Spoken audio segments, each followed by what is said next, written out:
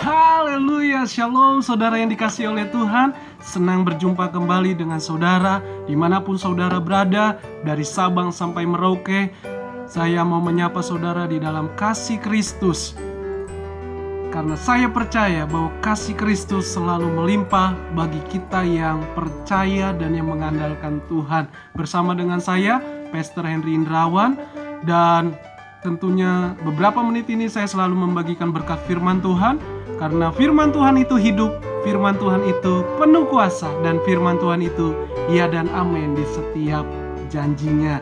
Jadi percayalah saudara bahwa segala sesuatu indah pada waktunya. Sebelum kita mendengar firman Tuhan, saya terlebih dahulu ajak saudara untuk berdoa. Mari kita sama-sama berdoa.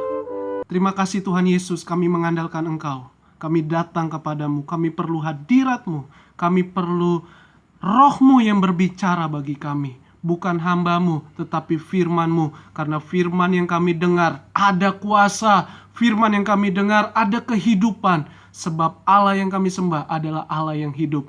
Tuhan Yesus, kami berserah, kami mengandalkan Engkau. Roh Kudus, jamah setiap hati kami, jamah setiap kehidupan kami. Segala persoalan, segala setiap masalah kami, Engkaulah jawaban, Engkaulah yang membuka jalan keluar bagi setiap kami. Dalam nama Yesus berkuasa atas firman-Mu. Haleluya, amin. Puji Tuhan.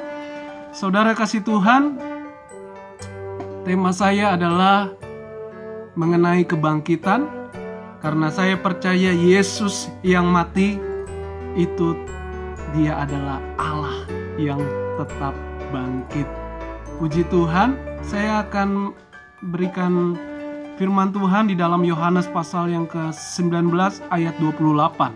Yohanes 19 ayat 28, demikian firman Tuhan.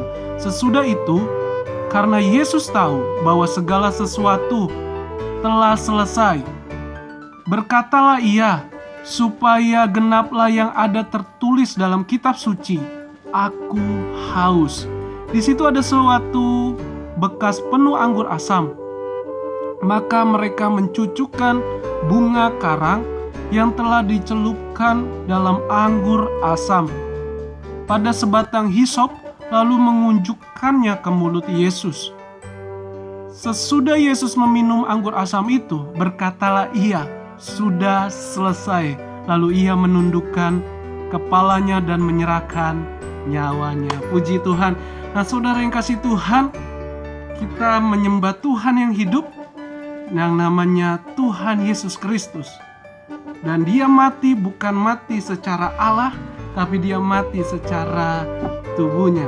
Tahukah saudara mengapa Yesus mati? Karena Yesus mati secara tubuh fisik. Perhatikan, Yesus mati secara tubuh fisik, bukan ilahinya, bukan hakikatnya. Karena tidak ada yang bisa mematikan Dia, karena tidak ada yang bisa membunuh Dia, mengambil nyawanya. Iblis pun tidak sanggup mengambil nyawa Tuhan Yesus.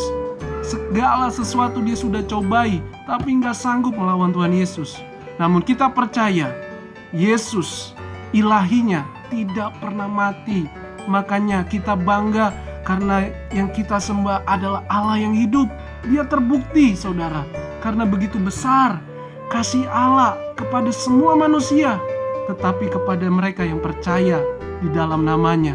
Jadi Yesus mati secara tubuh fisik, artinya Dia bisa merasakan capek, Dia bisa merasakan haus, lapar, Dia bisa merasakan untuk beristirahat dari setiap perjalanan di mana Dia melayani Bapa di sorga.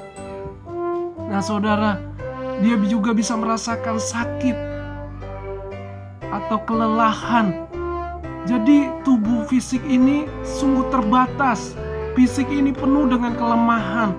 Jadi harus dimatikan. Karena keinginan daging, tubuh tidak ada tempatnya di kerajaan Allah. Hanya di dalam roh, artinya hidup di dalam roh, baru kita akan bersama-sama di dalam kerajaan Allah. Jadi kenapa Dia mati? Dia juga punya jantung, Dia juga punya paru-paru, Dia punya semua organ tubuh ini saudara. Bayangkan 39 kali dicambuk dan yang lain-lainnya. Ya, kita aja kena sedikit terbeset itu sakitnya bukan main. Apalagi dia sudah berkali-kali dia mengalami aniaya secara tubuh fisiknya. Tidak ada yang kuat, manusia tidak ada yang kuat, tetapi dia tetap menjalaninya. Jadi dia mati secara tubuh fisiknya. Karena kita percaya Allah yang datang ke dunia ini menjadikan dirinya seperti manusia. Dan yang kedua, dia taat dan bertanggung jawab. Tentu dikatakan tadi sesuai dengan kitab suci, dia menjalankan semua ketaatan dan penuh tanggung jawab. Hanya dia yang bisa. Nabi tidak bisa, rasul tidak bisa.